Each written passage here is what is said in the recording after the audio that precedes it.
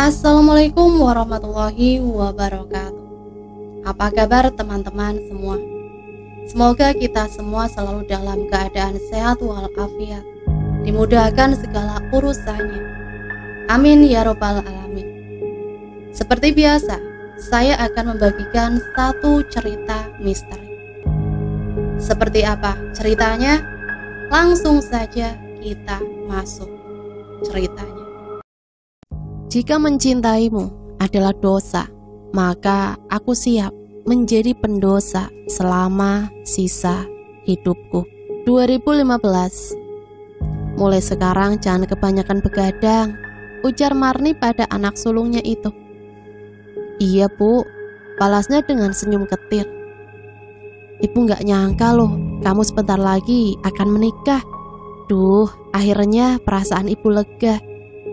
Terlihat wajah sumringah Marni, mengingat beberapa bulan lagi anak sulungnya akan dipersunting oleh lelaki mapan di kampungnya. Iya bu, maaf ya selama ini Lastri selalu buat ibu khawatir. Sudah, yang berlalu gak usah dipikirin. Kamu juga harus lupain si Andi itu. Anak gak tahu diuntung emang.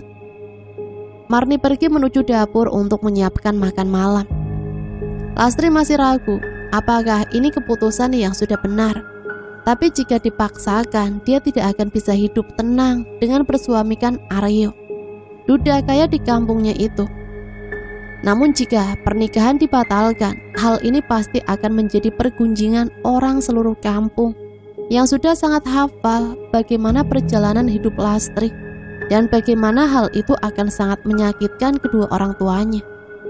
Lastri, wanita berusia 33 tahun yang belum menikah, harus menerima stigma negatif dari warga di kampungnya hanya karena ia belum bersuami dan masih tinggal dengan kedua orang tuanya. Tak ada yang salah, Lastri. Ia cantik dan pintar, namun nasib malang memang sedang berada di pihaknya. Selepas SMA, Lastri memutuskan untuk bekerja guna meringankan beban kedua orang tuanya yang masih kesulitan menanggung hidup dan biaya sekolah kedua adiknya yang masih duduk di bangku SD dan SMP.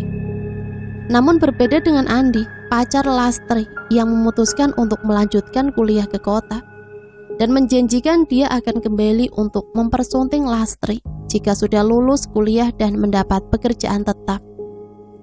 Seiring dengan berjalannya waktu, hubungan keduanya semakin erat meski jarak memisahkan. Teknologi yang kian maju memudahkan mereka untuk terus berkomunikasi dan saling memberi kabar. Bahkan uang gajian Lastri pun sengaja ia sisihkan sedikit untuk membantu biaya kuliah kekasihnya itu.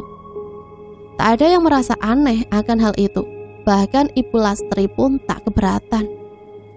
Gak apa-apa kalau bantu calon suami yang mau jadi sarjana demi masa depanmu juga. Sekalian bantu ibunya.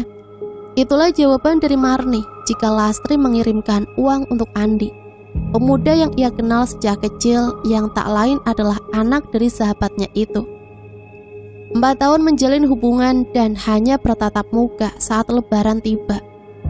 Tak pernah membuat Lastri risau. Ia yakin Andi adalah jodoh yang Tuhan berikan untuknya. Hingga ia mampu menolak beberapa pinangan yang ia terima selama kurun waktu itu. Namun, untung tak dapat diraih, malang tak dapat ditolak. Hubungan keduanya harus kandas di tahun ke-6 saat tiba-tiba Andi mengirimkan undangan pernikahannya dengan wanita lain.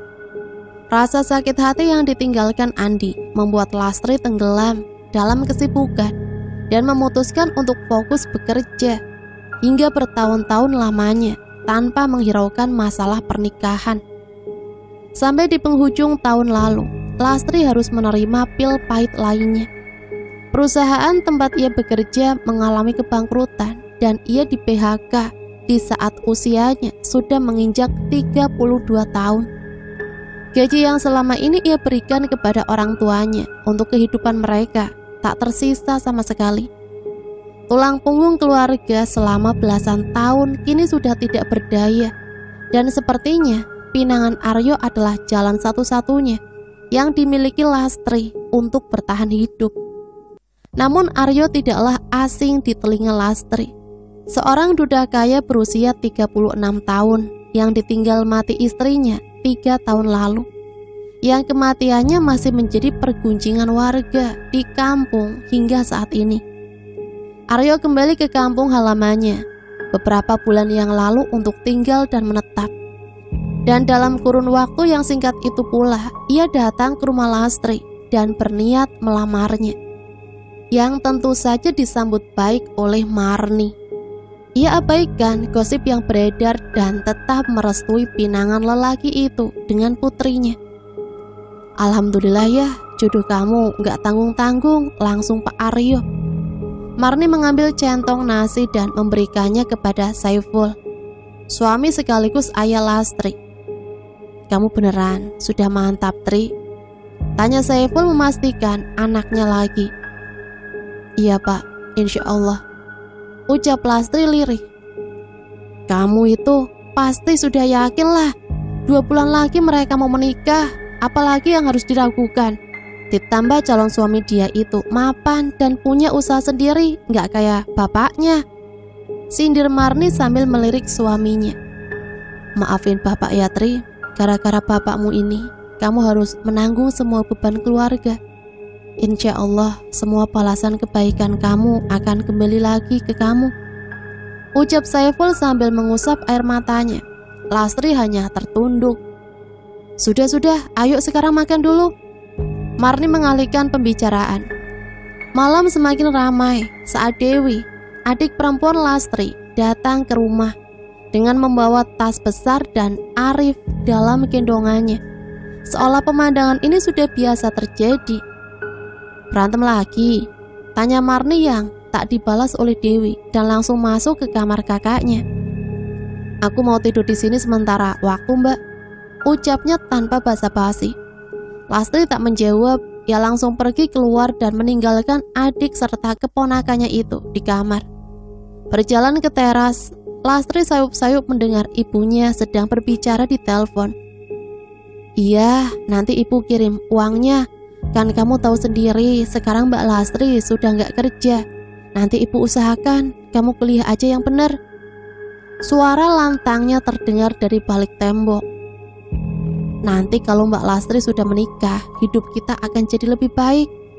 Kamu kalau udah lulus kuliah juga bisa minta kerjaan ke perusahaan kakak iparmu. Lastri tertunduk lesu. Semua orang bertumpu padanya. Dan untuk kesekian kalinya, ia harus kembali berkorban. Masih betah duduk di teras, Lastri dikejutkan dengan sepasang mata yang mengintainya dari balik pohon mangga. Semakin lama sepasang mata itu bertambah semakin banyak, hingga Lastri berdiri dan siap berlari masuk ke dalam rumah, sampai tubuhnya menabrak sesuatu. Ia terjatuh. Ia lihat di depannya tengah berdiri sosok wanita bergaun merah dengan darah di sekujur tubuhnya. Sorot matanya yang tajam seakan menantang perang pada siapapun yang ada di hadapannya. Siapa kamu? Teriak Lastri. Sosok itu tak menjawab. Ia memiringkan kepalanya melihat Lastri yang terduduk tak berdaya. Ia tertawa. Sekejap sosok itu hilang, sementara Lastri masih gemetar ketakutan. Perlahan ingatan itu kembali. Dia sosok yang sama dengan yang ia lihat tempo hari di rumah Aryo. Lastri masuk ke dalam rumah dalam keadaan risau. Perasaan ini terus-menerus muncul semenjak Aryo datang di hidupnya. Gangguan demi gangguan selalu datang silih berganti di setiap malamnya. Mas, besok bisa bertemu. Lastri mengirimkan pesan kepada Aryo. Iya dek, nanti besok mas mampir ke rumah. Malam itu Lastri habiskan dengan zikir dan sholat malam. Ia panjatkan doa untuk ia dan keluarganya agar senantiasa dijauhkan dari hal-hal buruk yang hendak menimpanya. Aku sakit mas, tolong aku. Rintihan seorang wanita yang bersimpuh di kaki suaminya. Sang suami tak bergeming sama sekali. Ia seakan memandang jijik pada istrinya itu. Kau sudah menipuku. Kau pantas mati. teriak sang suami dengan tatapan penuh dengki. Wanita itu terus menangis tanpa henti hingga air matanya berubah menjadi darah dan kedua bola matanya berubah menjadi hitam pekat. Dalam sekejap ia melihat Lastri yang mengintip dari balik tirai. "Kamu selanjutnya, dasar jalang!" teriak wanita itu pada Lastri. Ia terkejut dan lari sekencang-kencangnya sampai akhirnya ia terbangun dari tidur dengan keringat yang mengucur deras. Ia lihat di sampingnya masih ada Dewi dan Arif. "Astagfirullah," ucap Lastri sesaat ia menyadari itu semua hanya mimpi. Sampai langkahnya terhenti saat ia lihat ada seseorang di dapur yang berada di sebelah kamar mandi. Seseorang wanita duduk membelakangi Lastri dan menghadap pintu keluar. "Dewi masih tidur. Apa ibu?" bisiknya dalam hati. "Bu, lagi ngapain?"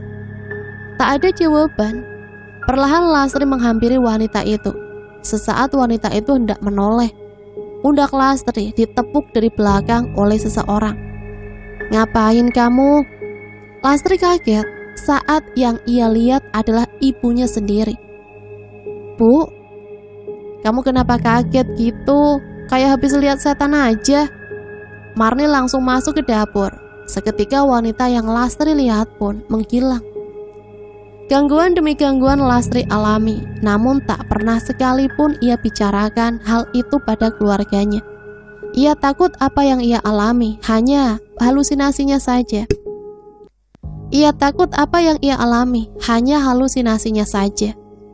Hari itu Lastri dan Aryo berjanji untuk bertemu di luar setelah sebelumnya Lastri meminta untuk tidak membicarakan permasalahan ini di rumahnya.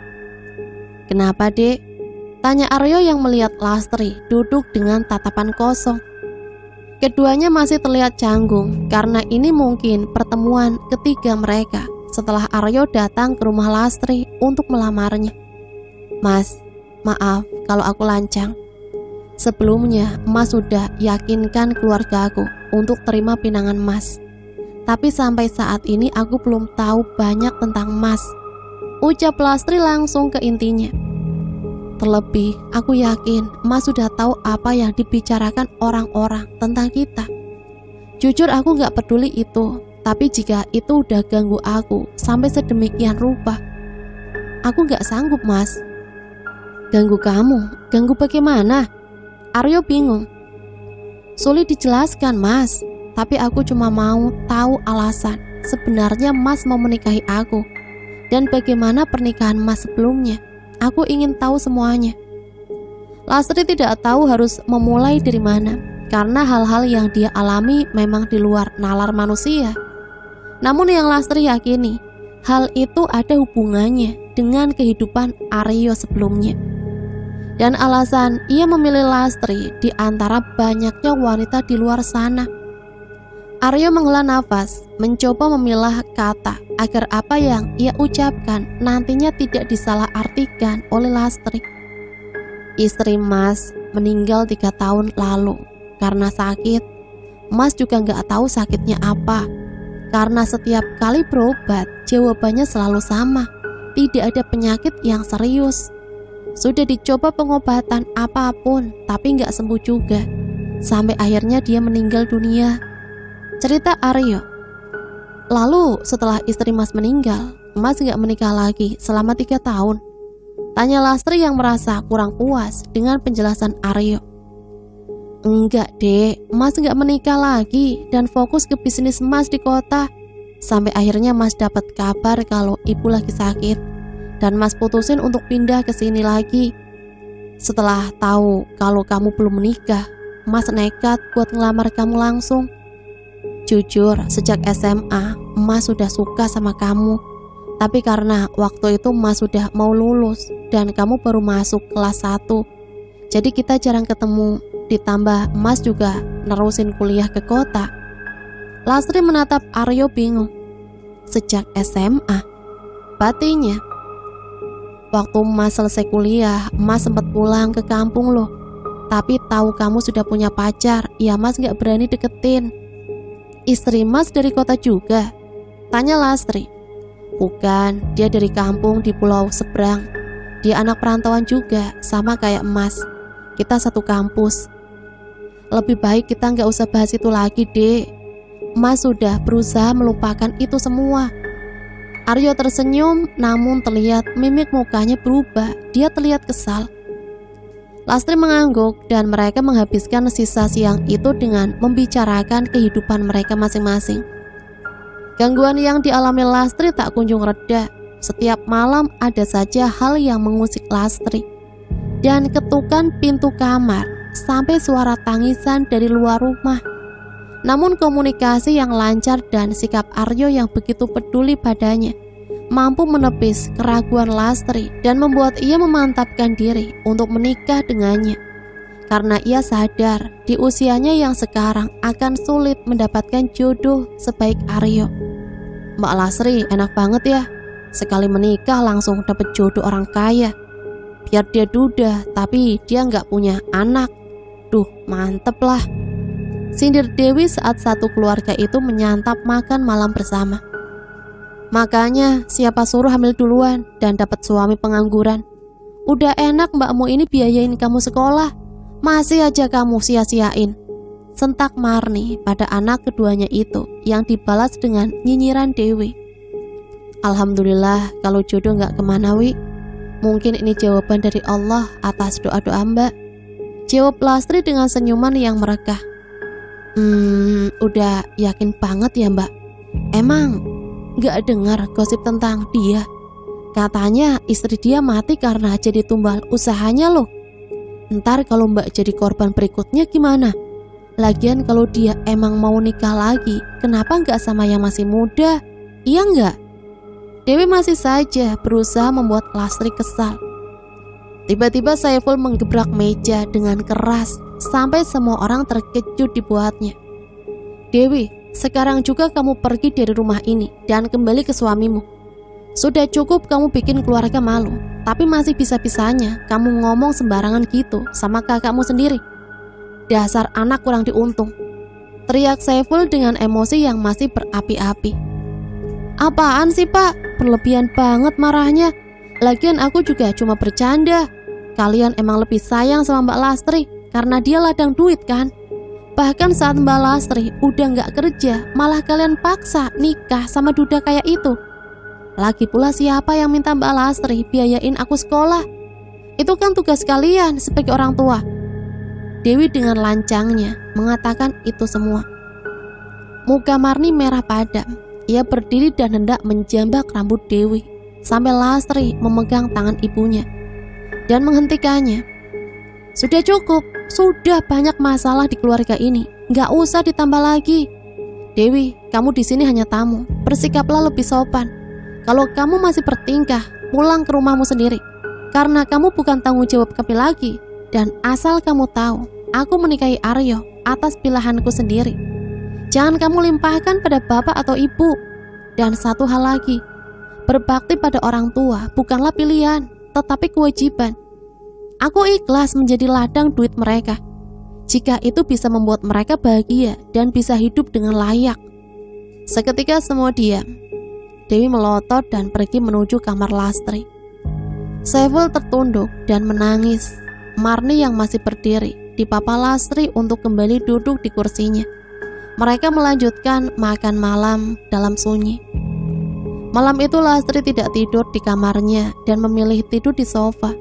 Ia biarkan Dewi sendiri untuk merenungkan kesalahannya, meskipun ia tahu anak itu tak akan pernah menyesalinya. Hawa dingin menusuk kulit Lastri. Ia coba tarik selimut untuk menutupi seluruh tubuh dan wajahnya. Keras, selimut itu seperti ditahan sesuatu. Ia bangun, namun tidak ada apa-apa di sana. Selimut tidak tersangkut apapun. Lastri kembali tidur dan mencoba menarik selimutnya lagi. Masih sulit.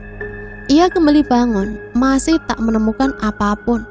Sampai ketika ia kembali pada posisi tidur, makhluk itu berada tepat di atas tubuh Lastri. Wajahnya yang hancur dan darah yang bercucuran membuat Lastri tak kuasa menahan tangis. Ia berusaha untuk berteriak, namun suaranya tak kunjung keluar. Makhluk itu menatap Lastri dengan seksama. Sekuat tenaga ia mencoba memejamkan mata, namun upaya itu sia-sia. Lastri seakan sengaja dibuat untuk melihat wajah itu tepat di depan matanya.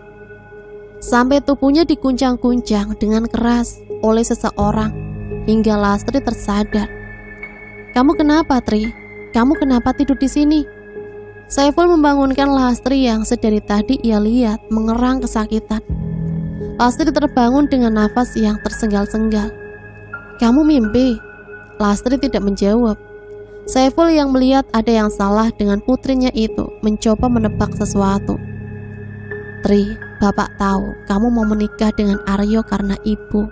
Tapi kalau memang kamu gak suka, jangan dipaksakan. Kamu gak usah dengar apa kata orang. Menikah itu bukan perkara mudah. Bukan sehari dua hari, tapi untuk sekarang dan selamanya. Kamu harus yakin dulu kalau kamu siap menerima dia menjadi imammu dan siap melayani dia sebagai seorang istri."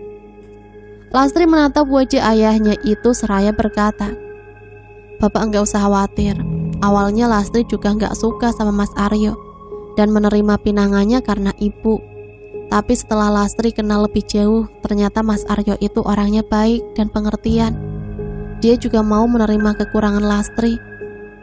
Meski rasa itu belum tumbuh, tapi insya Allah dengan berjalannya waktu, Lastri akan membalas perasaan Mas Aryo," ucap Lastri sambil memegang tangan ayahnya.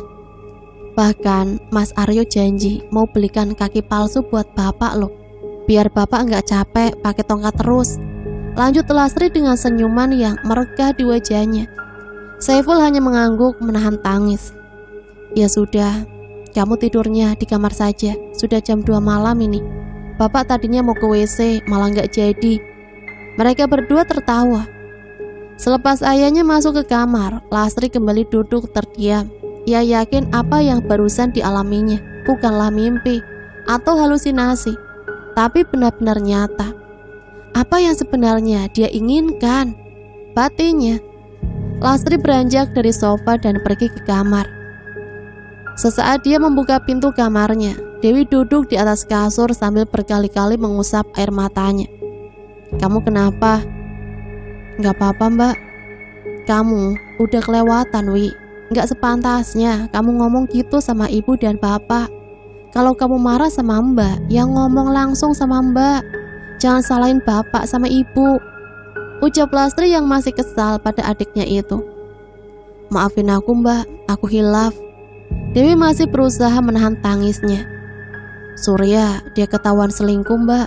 Pas aku ngomong sama ibunya, dia malah gak percaya dan bilang kalau aku gak becus jaga suami. Aku paksakan pulang ke rumah karena udah gak betah di sana. Aku pengen cerita sama ibu, tapi ibu malah gak anggap aku. Tiap hari selalu nyindir dan bahas pernikahan Mbak sama Mas Aryo. Aku keceplosan, Mbak." Dewi kini tak kuasa menahan tangis. "Aku gak marah sama Mbak, aku cemburu. Mbak terlalu baik dan bikin aku ngerasa jadi anak yang gak berguna. Aku juga pengen kerja dan bantu bapak sama ibu. Tapi Mbak lihat aku sekarang, aku udah kayak produk gagal." Lastri memeluk adiknya itu. Dia tak tahu kalau Dewi begitu tertekan. "Harusnya kamu cerita sama Mbak." Lastri menangis. "Aku tahu, Mbak. Mbak masih marah sama aku, bukan karena aku nikah duluan, tapi karena aku gak nerusin sekolah dan memilih untuk menikah. Tapi Mbak, kalau aku gak menikah saat itu, bagaimana nasib Arif sekarang?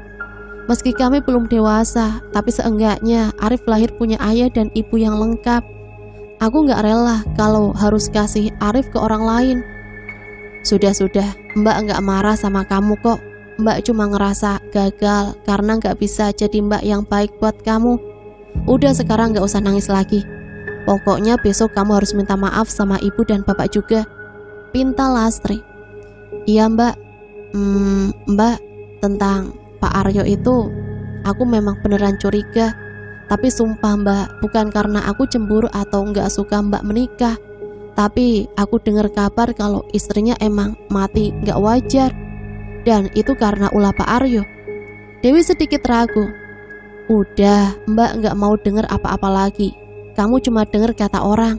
Sedangkan Mbak sudah tahu semuanya dari Mas Aryo. Nggak boleh suuzon sama orang, nanti jatuhnya fitnah. Tapi Mbak, Lastri menunjuk Arif dan meminta Dewi untuk diam dan segera tidur kembali. Lastri tentu sudah tahu apa yang akan dikatakan adiknya itu. Gosip itu sudah menyebar ke seluruh kampung. Gosip tentang istri Aryo yang mati dengan mengenaskan. Seluruh tubuhnya dipenuhi nanah dan bau busuk yang tak ada satupun orang yang tahan saat berada di dekatnya. Bahkan tak ada pelayat yang mampu bertahan ke rumah duka lebih dari 1 jam karena bau busuknya yang kian menyeruak.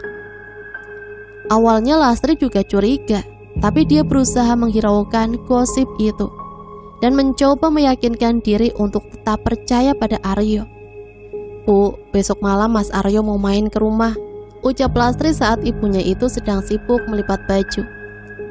Wah, oke, nanti ibu siapkan makan malam yang paling istimewa. Pokoknya kasih tahu aja dia datangnya jam berapa, jawab Marni dengan penuh semangat. Dewi yang melihat gelagat ibunya itu hanya menggelengkan kepalanya. Malam itu pun tiba, Aryo datang dengan mengendarai motor Vespanya. Ia disambut dengan penuh kehangatan oleh keluarga itu. Makan yang banyak, Pak. Panggil saya Aryo aja, Bu. Aryo mencoba mengakrabkan diri yang dibalas tawa oleh Marni. Panggil Mas aja biar enak ya, balas Marni. Duh, gak nyangka loh ternyata Lastri dapat jodoh seperti Mas Aryo. Udah ganteng, baik, masih muda dan punya usaha sendiri. Pokoknya Mas Aryo gak usah khawatir. Lastri ini anak yang paling baik, paling rajin, paling penurut. Disuruh apa aja dia mau, Mas. Dia juga pinter masak. Bahkan selama dia kerja, dia juga yang udah biayain semua adiknya sekolah loh, Mas. Ucap Marni yang dibalas diam oleh Aryo. Sesekali Aryo melihat Lastri yang duduk tertunduk. Dewi hanya menatap wajah ibunya dengan ekspresi tak percaya. Saiful, dia hanya diam 1000 bahasa. Kalau bukan karena anak kurang ajar itu, Lastri sudah pasti jadi kembang desa di sini. Tapi ayam gorengnya enak, Bu, mantap banget. Aryo langsung memotong ucapan Marni yang dipikirnya sudah terlalu berlebihan. Aryo yang duduk tepat di sebelah Lastri meraih tangan Lastri dan digenggamnya dengan erat. Ia letakkan tepat di bawah meja dan di atas kakinya, berusaha menguatkan calon istrinya itu. Insya Allah kalau Lastri jadi istri saya, pekerjaan itu semua akan kami bagi berdua. Gak ada yang namanya pekerjaan istri atau pekerjaan suami. Saya ingin meminang Lastri sebagai teman serta pendamping hidup, bukan sebagai pelayan.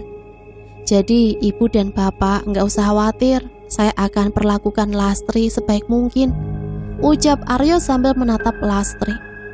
Saiful tersenyum simpul. Dewi yang mendengar itu tak kuasa menahan tawa melihat ekspresi ibunya yang seakan terkejut dengan jawaban Aryo.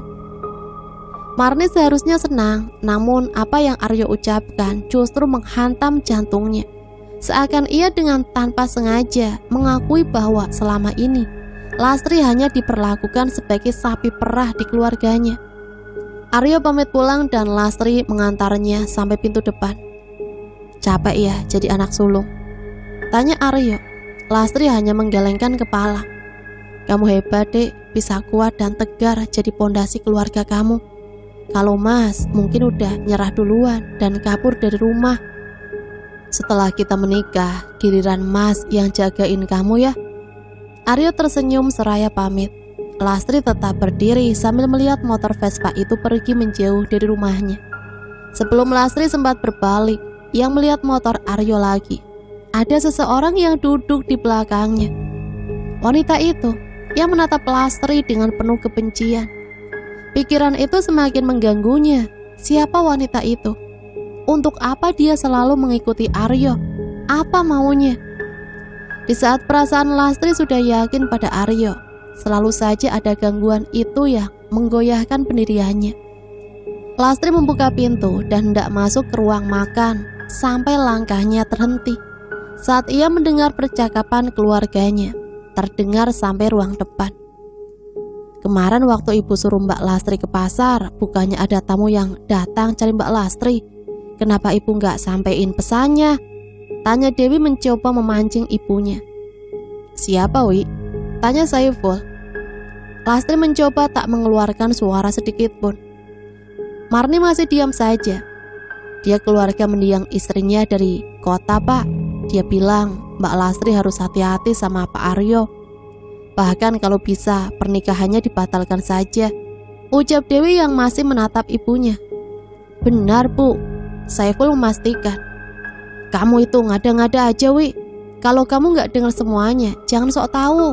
Sekarang logikanya, dia kan keluarga istrinya. Ya sudah pasti, mereka nggak akan setuju kalau Aryo nikah lagi. Nggak rela pastinya kalau harta Aryo jadi milik istri berikutnya. Marni membela diri. Aku dengar semuanya kok, Bu. Dia bukan istri pertama Mas Aryo kan?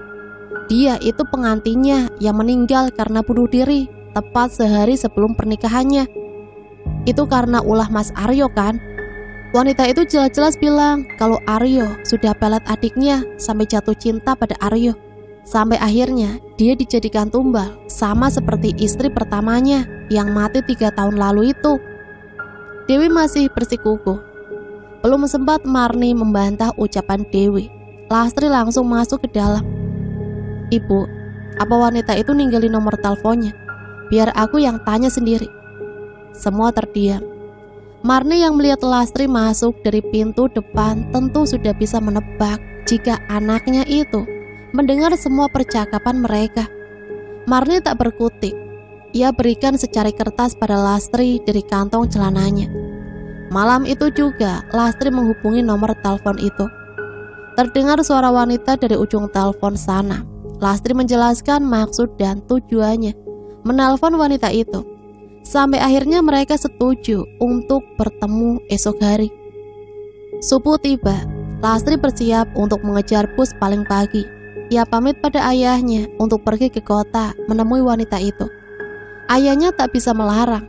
Putri sulungnya itu berhak tahu semua hal mengenai calon suaminya itu. Setibanya di terminal, Lastri langsung mencari mobil Kijang dengan plat nomor yang dikirimkan oleh wanita itu. Tak butuh waktu lama, wanita itu berdiri di sampingnya dan melambaikan tangan pada Lastri, seolah ia sudah tahu sosok Lastri sebelumnya. Saya Maya, Mbak. Sapa wanita itu yang dibalas Lastri dengan perkenalkan dirinya. Mereka masuk ke dalam mobil dan mencari tempat yang nyaman untuk membicarakannya. Saya minta maaf sebelumnya kalau saya lancang, Mbak. Sungguh saya nggak ada niat untuk hancurin rencana Mbak atau apapun. Saya coba abaikan, tapi dia terus datang. Ucap Maya dengan wajah yang ketakutan. Maksud Mbak Maya? Lastri bingung. Wanita itu terus datang di setiap malamnya. Dia bilang kalau Mbak bersikukuh menikah dengan Aryo, maka nasib Mbak akan sama seperti Wulan, adik saya. Wulan? Lastri mengerutkan dahinya. Aryo adalah partner bisnis adik saya. Mereka pacaran setahun setelah istri pertama Aryo meninggal. Awalnya kami sekeluarga gak ada yang curiga karena Aryo emang laki-laki yang baik dan sopan. Sampai tiba-tiba Wulan sering uring-uringan dan marah-marah gak jelas. Dia juga sering teriak manggil nama Aryo dan bilang ada wanita terus mengganggunya. Sempat putus asa, akhirnya kita bawa Wulan ke orang pintar dan dia bilang kalau Wulan kena pelet, Mbak. Di situ kami udah bingung antara melanjutkan pernikahan atau dibatalkan sekalian. Tapi karena adik saya sudah kelewat tergila-gila sama Aryo, akhirnya kami putuskan untuk menikahkan mereka berdua. Sampai di malam setelah pernikahan, adik saya menyayat pergelangan tangannya berkali-kali hingga akhirnya dia meninggal dunia. Maya terisak saat menceritakan itu kembali. Lastri tak percaya apa yang ia dengar. Ia masih terdiam. Mbak Lastri mungkin gak percaya apa yang saya bilang, tapi saya bawa album foto pernikahan mereka, Mbak. Maya mengeluarkan sesuatu dari dalam tasnya. Album foto. Lastri membuka satu persatu lembaran foto itu. Ia melihat Aryo dan seorang wanita di sampingnya. Wulan. Ia mengenakan gaun putih. Tubuhnya begitu kurus, sangat kurus. bahkan seperti tulang yang dilapisi kulit. Terlihat wajahnya yang tak berias sedikit pun. Wulan tersenyum bahagia seakan itu adalah hari terindah baginya. Namun Aryo terlihat kesedihan di raut wajahnya.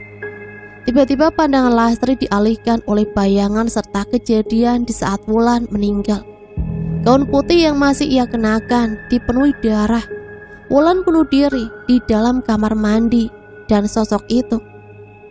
Wanita bergaun merah itu tertawa melihat darah yang terus keluar dari pergelangan tangan Wulan. Mbak Lastri. Maya berusaha mengguncang badan Lastri saat ia lihat Lastri mengerang kesakitan dengan matanya yang masih terpejam. Mbak Lastri kenapa? Teriak Maya. Lastri kembali tersadar. Ia lihat ponselnya berdering. Aryo menelponnya. Saya nggak apa-apa mbak, ucap Lastri. Telepon masih berdering namun Lastri abaikan. Bunyi pesan berkali-kali keluar dari ponsel Lastri. Ia lihat pesan dari Aryo. Dek, tolong angkat telepon mas, penting. Mas sudah dengar semuanya dari ibu. Tolong biarkan mas jelaskan semuanya. Lastri tak menggubris pesan itu. Lastri mengucapkan terima kasih pada Maya dan izin pamit pulang. Ia juga berjanji akan terus mengabari jika ada sesuatu yang terjadi. Sesampainya di halaman rumah, Lastri melihat Aryo duduk di teras menunggunya pulang. Ia berlari menghampiri Lastri, namun tatapan Lastri sudah terlanjur kecewa. Dek, izinkan mas jelaskan semuanya, ucap Aryo dengan wajah memelas. Mas sudah bohong dari awal. Mas bilang kalau setelah istri pertama mas meninggal, mas nggak pernah menikah lagi. Tapi nyatanya banyak rahasia mas yang terlalu kelam untuk aku terima. Lastri tak kuasa menahan air matanya. Mas jelasin sekarang ya, tolong kamu dengerin mas. Lastri tak menggubris. Ia masuk ke dalam rumah seraya berkata, mungkin kita memang tidak berjodoh mas. Dari awal ini semua terlalu indah buatku. Lastri, teriak Aryo saat Lastri berlari dan menutup pintu rumahnya rapat-rapat. Keluarganya duduk di ruang tamu. Tentu mereka menyaksikan apa yang terjadi di luar tadi dari balik jendela. Tak ada yang berkomentar sedikit pun. Lastri menutup kamarnya rapat-rapat. Berita tentang gagalnya pernikahan Lastri dan Aryo sudah menyebar ke seluruh kampung. Seakan hal itu merupakan aib bagi kedua keluarga. Pasalnya semua orang berspekulasi liar tentang alasan di balik itu semua. Dan yang paling umum adalah keluarga Lastri lebih dulu tahu jika ia akan dijadikan tumbal oleh Aryo. Aryo yang hanya tinggal bertiga dengan ibu dan kakaknya tak mampu berbuat apa-apa. Fitnah itu terus ia terima seolah itu adalah hal yang sudah sering ia alami. Terlebih kekayaan yang ia dapatkan sekarang tentunya menambah curiga orang di sekitarnya. Sebulan telah berlalu, sosok wanita itu tak kunjung hilang dari hidup Lastri. Ia terus-menerus mengganggunya. Sampai puncaknya, malam itu Lastri pulang dari rumah Bu Lurah selepas mengantarkan kue pesanannya. Jalan begitu lenggang, meski warung masih ramai di pinggir jalan. Sekelebat cahaya merah melintas di depannya. Lastri berhenti dan memarkirkan motornya di pinggir. Mengucek matanya, memastikan untuk tidak ada debu yang masuk. Sampai tiba-tiba sosok wanita bergaun merah melayang di atas kepalanya. Ia menari seakan mempertontonkan lelucon di hadapan Lastri. Ia turun perlahan dan tepat di depan wajah Lastri.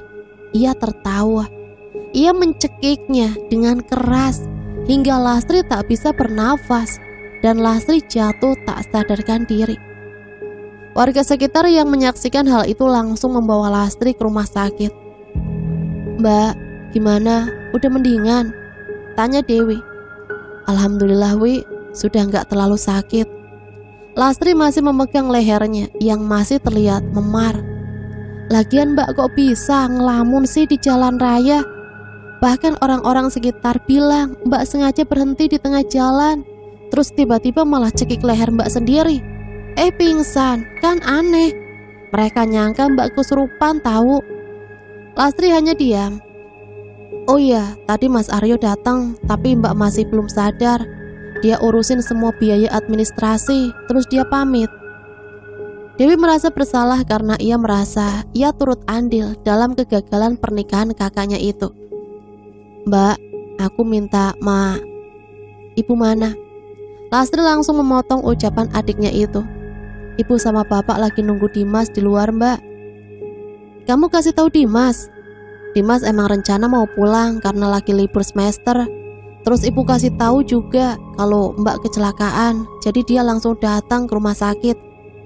Mbak Lastri, teriak Dimas saat ia lihat kakak sulungnya itu terbaring di rumah sakit. Duh, adik Mbak udah gede aja, lama gak ketemu Dim. Dimas langsung mencium tangan kakaknya dan memeluknya dengan erat. Dimas memang adik yang paling dekat dengan Lastri. Bisa dibilang Lastri lah yang merawat Dimas sejak dia masih bayi. Lastri tak melihat ibu dan bapaknya sampai ia tanyakan pada adiknya itu. Namun Dimas ragu. Dimas masih ragu. Udah siuman kakakmu Wi. Ibu dan ayahnya datang tepat di belakang Dimas dengan seseorang yang sudah sangat Lastri kenal. Mereka datang bersama dengan Andi. Untuk apa dia datang ke sini? Dewi tak kuasa menahan amarahnya saat ia lihat lelaki itu datang lagi. Lastri masih terpaku tak percaya. Ini adalah kali pertama ia bertemu lagi dengan Andi setelah undangan yang ia kirim lewat pos. Mbak, Dimas menarik lengan baju Dewi, meminta Dewi untuk tak ikut campur. Kamu udah siuman, Tri? Saiful tersenyum melihat anak sulungnya itu sudah mulai membaik. Marni tak berucap sepatah kata pun. Mereka pergi meninggalkan Andi di sana. Kalian mau kemana? Dewi teriak melihat orang tuanya malah pergi dari ruangan. Mbak, ayo keluar dulu. Dimas menarik tangan Dewi sekuat tenaga, memohon padanya untuk memberi waktu pada Andi dan Lastri. Lastri mengangguk pada Dewi, seolah itu tidak masalah baginya. Lastri sudah benar-benar melupakan Andi. Awas kamu kalau macam-macam, ucap Dewi dengan ketus pada Andi. Lama gak ketemu, Tri, ucap Andi membuka obrolan. Lastri hanya mengangguk. Mungkin permintaan maaf 1000 kali pun gak akan cukup buat menebus kesalahan aku sama kamu. Aku gak berharap kamu maafin aku, karena aku pun sulit untuk memaafkan diriku sendiri. Tapi izinkan aku untuk bercerita sedikit alasan aku memutuskan itu semua. Mungkin ini terdengar pembelaan diri, tapi aku harap dengan ini akan sedikitnya meringankan luka yang pernah aku buat sama kamu, ucap Andi. Kamu boleh ceritakan semuanya, aku siap mendengarkan sebagai temanmu. Andi tersenyum seolah Lastri yang ia kenal dulu telah kembali. Istriku sudah meninggal sebulan setelah kami menikah. Dia meninggal setelah melahirkan bayinya. Lastri mengerutkan dahi. Ia tak dapat mencerna apa yang baru saja ia dengar. Dia hamil 8 bulan saat aku menikahinya. Berulang kali dia coba bunuh diri karena malu, tapi upaya itu digagalkan oleh orang tuanya. Ayahnya adalah dosen di kampusku, dan dia memohon agar aku mau menikahi putrinya demi status bayi yang dikandungnya. Awalnya aku tolak, tapi aku merasa kasihan. Ditambah ayah bayi pergi entah kemana. Tunggu, jadi maksud kamu? Sela Lastri, aku minta maaf karena baru kasih tahu kamu sekarang. Aku berniat balik ke kampung saat itu, tapi aku gak bisa karena bayi itu. Aku sudah menyayangi dia seperti anakku sendiri. Sampai saat ini, aku dan ibuku masih tinggal di rumah mertuaku. Aku juga sudah ceritakan tentang kamu sama mereka semua. Jadi maksud kamu apa? Dan untuk apa kamu ceritakan ini semua? Lastri masih tak mengerti. Lagi pula kenapa kamu datang sekarang? Kemarin ada seseorang datang ke rumah. Dia ceritakan semua tentang kamu. Bagaimana kamu hidup selama ini, dan ia berharap kamu bisa bahagia. Makanya dia minta aku datang untuk minta maaf sama kamu. Siapa? Namanya Aryo. Aryo? Lastri terkejut. Iya, dia calon suamimu kan? Kamu tahu? Andi hanya tersenyum. Aku gak kenal dekat sama dia, tapi jujur, dia adalah orang yang paling baik yang pernah aku temui. Dia kakak tingkatku di kampus. Dia juga dulu mahasiswa yang paling dekat dengan mertuaku. Kemarin dia datang ke rumah kami. Sepertinya dia juga tahu tentang kita. Makanya dia minta aku jelaskan apa yang sebenarnya terjadi dan minta maaf yang tulus sama kamu. Mungkin jika ada banyak hal yang kamu belum tahu tentang dia, kamu bisa tanyakan itu sama ayah mertuaku. Aryo sudah dia anggap sebagai anaknya sendiri. Dan aku harap kamu gak kemakan gosip murahan di luar sana. Lanjut Andi. Itu bukan gosip. Aku sudah melihatnya dengan mata kepalaku sendiri. Aryo tidak sebaik yang kalian semua pikir. Sangga Lastri. Apa yang kamu lihat belum tentu kebenarannya. Bahkan jika itu terlihat begitu nyata, kadang kita hanya membuka diri untuk menerima kemungkinan lainnya dan alasan dibalik setiap kejadian yang muncul di hidup kita. Andi pamit, ia selipkan secari kertas ke tangan Lastri. Ia melihat secari kertas itu, tertulis alamat rumah Andi. Lastri simpan di dalam tasnya dan ia coba lupakan semuanya. Lastri mencoba memejamkan mata, sampai tiba-tiba mimpi itu datang kembali. Mimpi seorang wanita yang bersimpuh di kaki suaminya. Kini wajah sang suami terlihat jelas. Aryo, batinya. Sebelum sang suami menoleh, wanita itu langsung terbang menghampiri Lastri. Jauhi suamiku, dasar jalang. Semua gara-gara kamu. Ia berteriak menyemburkan darah dari mulutnya. Sang suami berdiri. Mata mereka bertemu. Lastri melihat Aryo dengan air mata yang berlinang di pipinya. Sebelum sempat Lastri berucap, badannya kembali diguncang oleh seseorang. Mbak, sadar mbak. Dewi dengan wajah paniknya berusaha membangunkan kakaknya. Wi, kenapa? Lastri bingung. Loh, mbak yang kenapa? Teriak-teriak sambil manggil nama Pak Aryo. Mbak mimpi, tapi terasa nyata. Bagaimanapun juga, mbak harus cari tahu yang sebenarnya, Wi. Lanjut Lastri. Mbak, maafkan aku. Harusnya aku gak bahas wanita yang datang tempo hari. Pasti semuanya gak akan ribet kayak gini. Lastri menggelengkan kepalanya. Kamu gak salah. Mbak emang harus tahu semuanya. Sekarang mbak sudah mendingan. Oh iya, kamu lihat Andi. Sudah pulang dari tadi siang, mbak. Kalau mbak sudah boleh pulang, mbak mau ke rumahnya. Kamu bisa antar mbak. Dewi mengangguk setuju. Selang beberapa hari, Lastri sudah diperbolehkan pulang. Keadaannya sudah jauh lebih baik. Dan esoknya pun ia meminta izin kepada kedua orang tuanya untuk pergi ke rumah Andi bersama dengan Dewi. Ibu mertuamu gak nanyain Arif?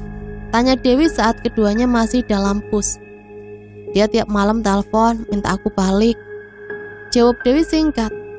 Lalu kenapa kamu gak pulang? Dewi melirik sinis pada kakaknya itu. Aku malas ketemu Surya.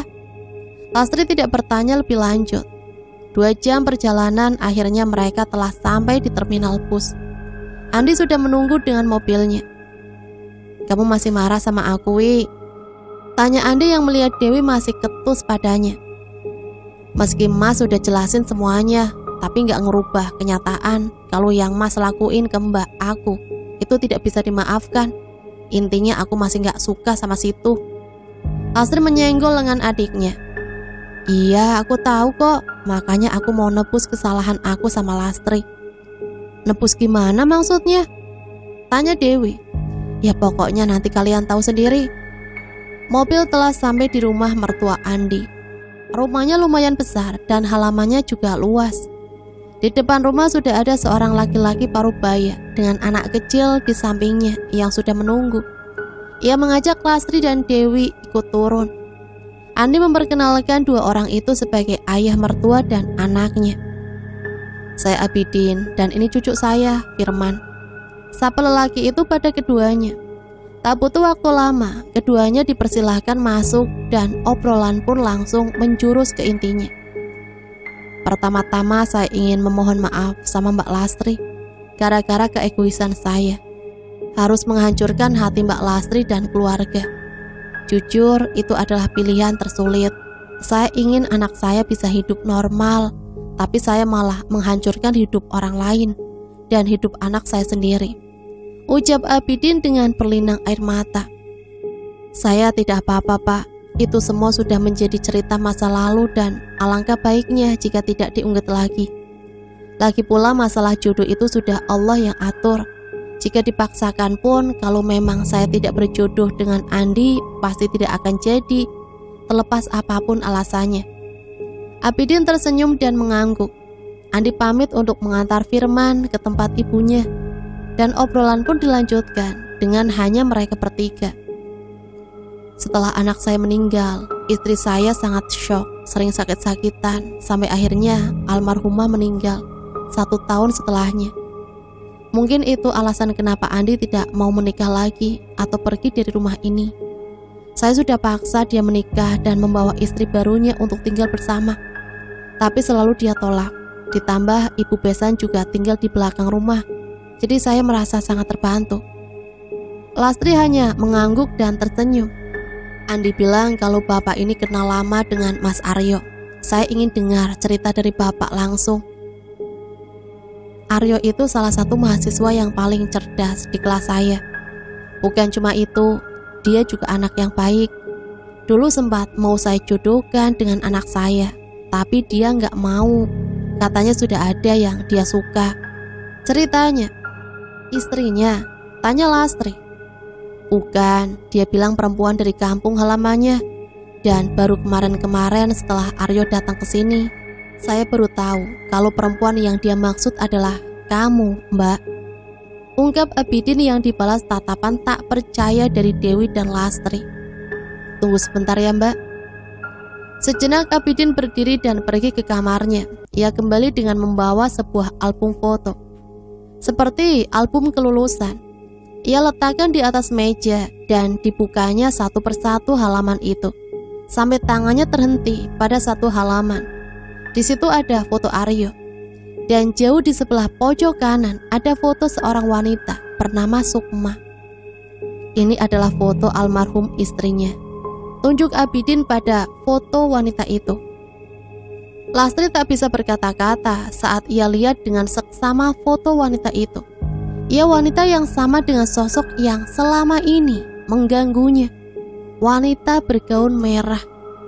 Cantik ya, Mbak? Tanya Abidin. Dewi mengangguk, namun Lastri hanya diam. Tapi sayangnya, kecantikan dia bukan buatan Tuhan, tapi hasil karya ayahnya sendiri. Ungkas Abidin. Maksud Bapak? Tanya Lastri. Saya dosen ekonomi, tapi saya juga mengerti dengan hal seperti itu, Mbak. Wanita itu memakai susuk di sekujur tubuhnya. Sudah kelihatan dari auranya juga, dan sudah jadi rahasia umum kalau dia sangat tergila-gila dengan Aryo. Bahkan boleh dibilang dia seperti penguntit. Padahal dia itu sangat terkenal di kalangan mahasiswa lainnya. Abidin menerangkan sambil mengingat kenangan itu kembali. Ayahnya adalah dukun terkenal di seberang pulau sana. Dia datang ke kota ini atas permintaan anaknya sendiri. Dan dia juga orang yang paling berperan dalam pernikahan Aryo dan Sukma. Lanjut Abidin. Ayahnya seorang dukun. Apa Aryo tahu? Tanya Lastri. Abidin mengangguk. Sebenarnya Aryo sudah tahu masalah kejiwaan Sukma dan tentang susuk yang dia pakai. Aryo merasa iba karena selama ini Sukma dikenal sebagai anak yang ramah dan baik. Namun rasa ibanya itu disalahartikan oleh Sukma dan membuat ia meminta ayahnya untuk membujuk Aryo untuk menikahinya. Sebenarnya ini lebih rumit dari yang bisa saya sampaikan. Yang pasti Aryo dijebak dan pilihan satu-satunya ia adalah menikahi Sukma. Lalu bagaimana dengan pernikahan mereka? Dewi semakin penasaran dengan cerita Abidin. Namun Lastri terdiam seakan sedang memikirkan sesuatu. Pernikahan mereka awalnya berjalan baik-baik saja, tapi Sukma makin hari tingkahnya semakin aneh. Terlebih setelah beberapa tahun pernikahan mereka, Aryo dan Sukma belum juga dikaruniai anak. Puncaknya beberapa hari setelah Sukma mengunjungi ayahnya.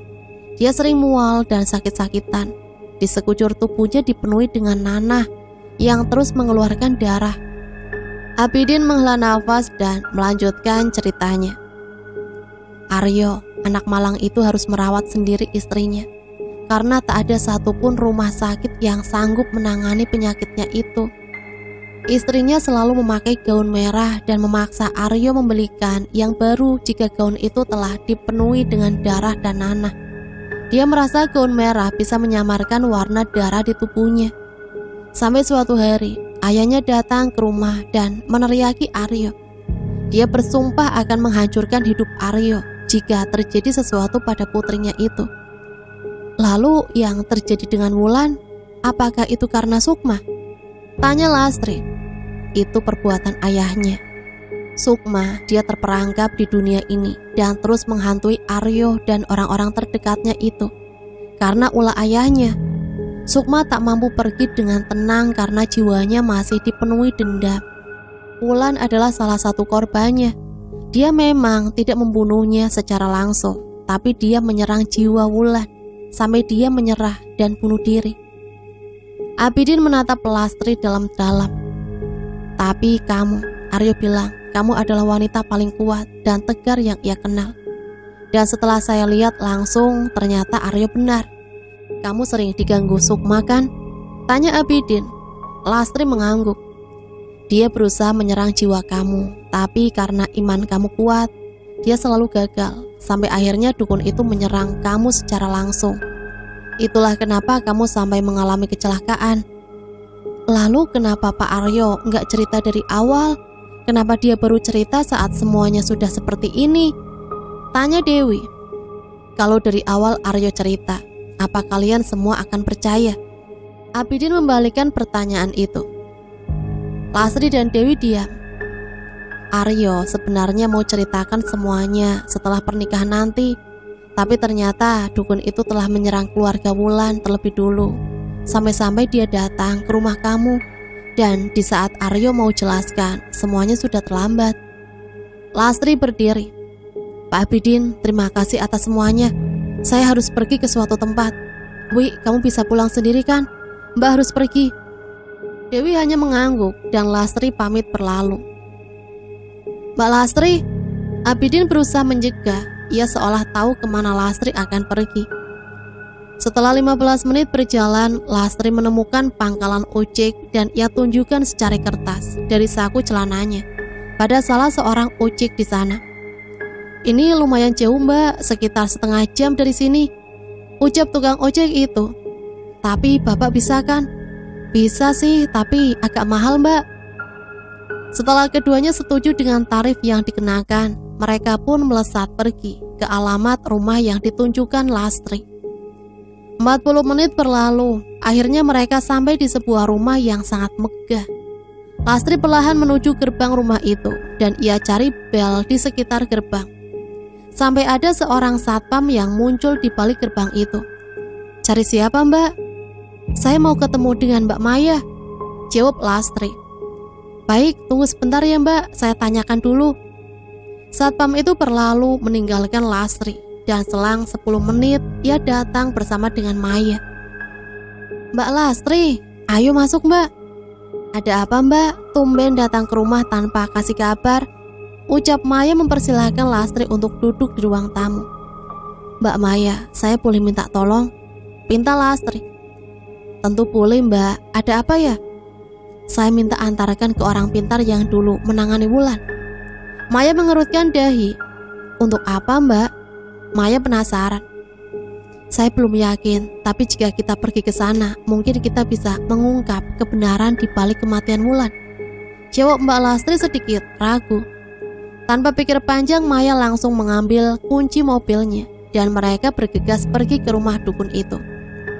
Jam baru menunjukkan pukul 7 malam, namun jalanan sudah mulai sepi. Jarang mobil yang berlalu lalang bersamaan dengan mobil Maya ataupun di arah sebaliknya. Tiba-tiba sesuatu yang besar jatuh menimpa atap mobil. Astagfirullah, apa itu mbak? Teriak Maya. Sudah, abaikan saja mbak, jalan terus.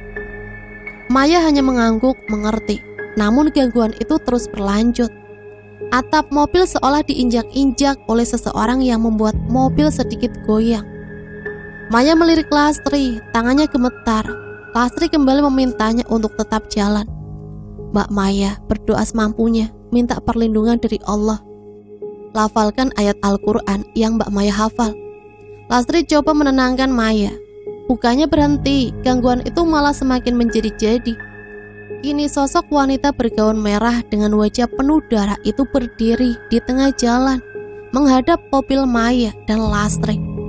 Terobos saja Mbak, saat dia lewat, terus baca doa-doa.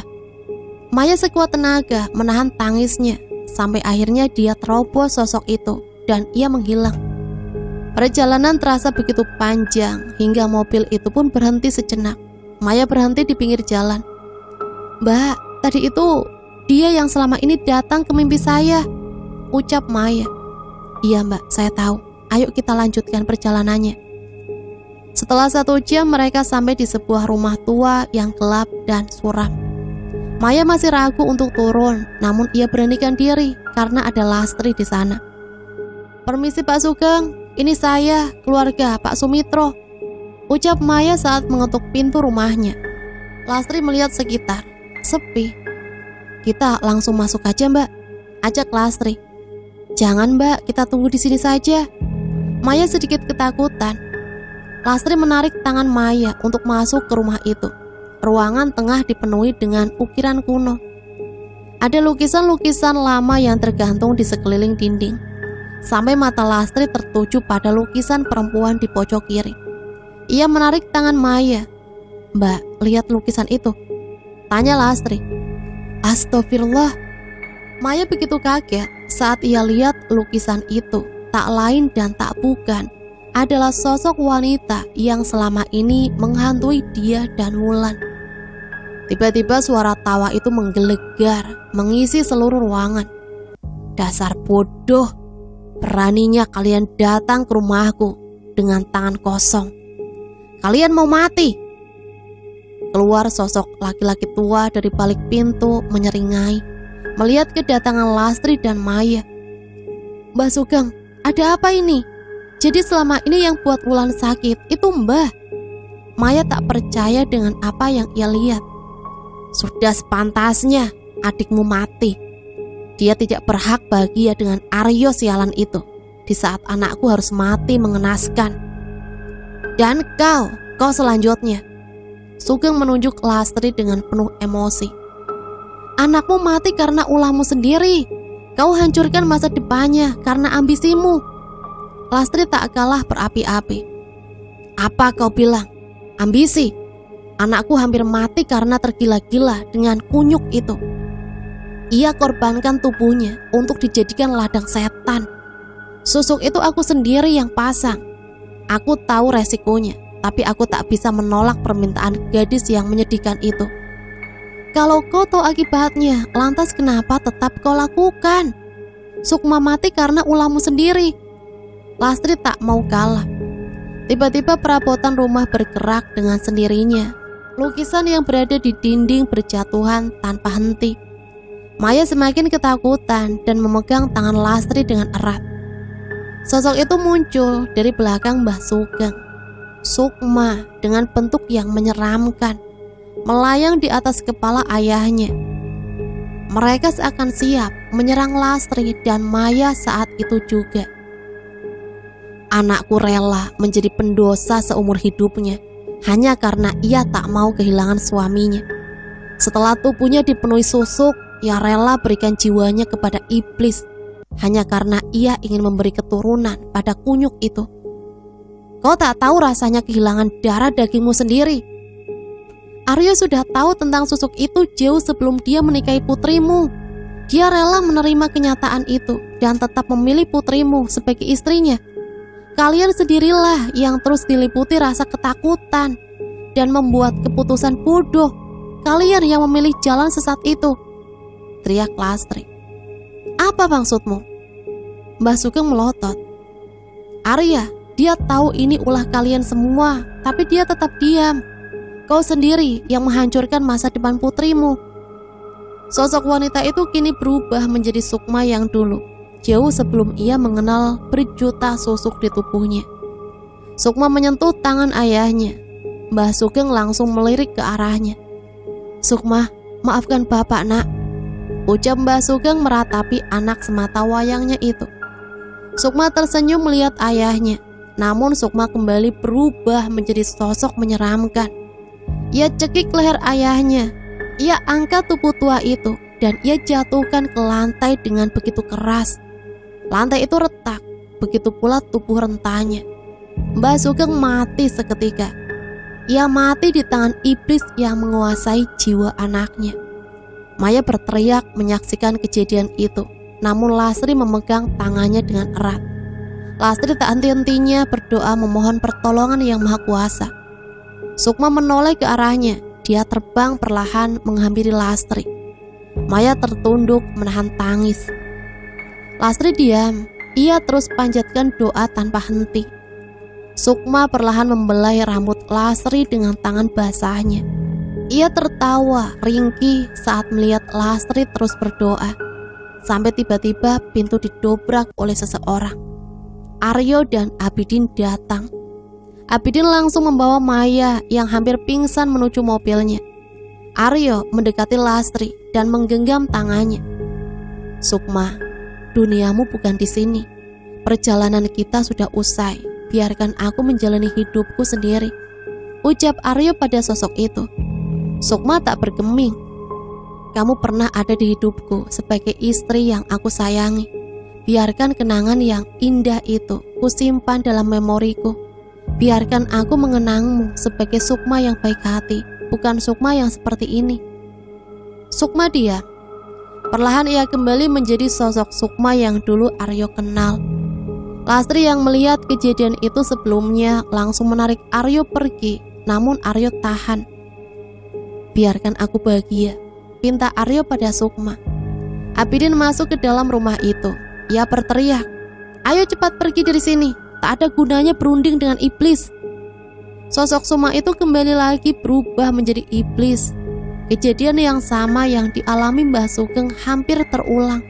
Namun Lastri langsung menarik Aryo dan mereka berlari keluar. Sampai di pintu, Abidin yang membawa korek dan langsung menyulutkan api di tempat yang sebelumnya telah ia siram dengan minyak tanah. Dibarengi dengan doa, dan rumah itu habis terbakar dengan segala isinya. "Mobil Maya biar saya yang bawa, Pak," pinta Aryo. Abidin mengangguk mengerti. Ia pulang sendiri dengan mobilnya, sementara Aryo pulang bersama Lastri dan Maya. Maya yang sudah tak bertenaga dibiarkan tidur di kursi tengah, sementara Aryo dan Lastri duduk di kursi pengemudi dan penumpang. Keduanya diam tak bersuara. Banyak hal yang ingin mereka bicarakan, namun mereka memilih diam. Lastri menatap Aryo seraya berkata, "Aku mau gaun pernikahannya warna biru. Aku gak mau putih, apalagi merah." Aryo melirik Lastri. Mereka saling menatap lama. Mereka berdua tersenyum dan tertawa lega setelahnya. 3 tahun setelahnya, Aryo dan Lastri kini hidup bahagia sebagai pasangan suami istri bersama buah hati mereka yang mereka namai Asmirah. Tepat bulan ini, Asmirah menginjak usia 2 tahun. Dan di saat yang bersamaan pula, Lastri kembali mengandung anak keduanya. Mereka tinggal jauh dari kedua orang tua mereka dan memutuskan untuk hijrah ke kota lain. Kini 2 orang berhati mulia itu mendapatkan balasan atas segala penderitaan yang telah mereka lalui. Memiliki pasangan terbaik bagi diri mereka masing-masing. Tentu saja, gangguan itu masih terus menghantui. Dia tak pernah berhenti dan dia tak pernah pergi. Namun selama iman mereka terus dijaga, selama mereka berlindung kepada Allah yang Maha Esa, mereka percaya kehidupan mereka akan baik-baik saja. Itulah satu cerita yang bisa saya bagikan. Semoga cerita ini bisa menghibur teman-teman semua. Sampai di sini saya pamit undur diri. Mohon maaf apabila banyak salah kata. Sampai berjumpa di cerita-cerita selanjutnya. Matur suwun. Wassalamualaikum warahmatullahi wabarakatuh.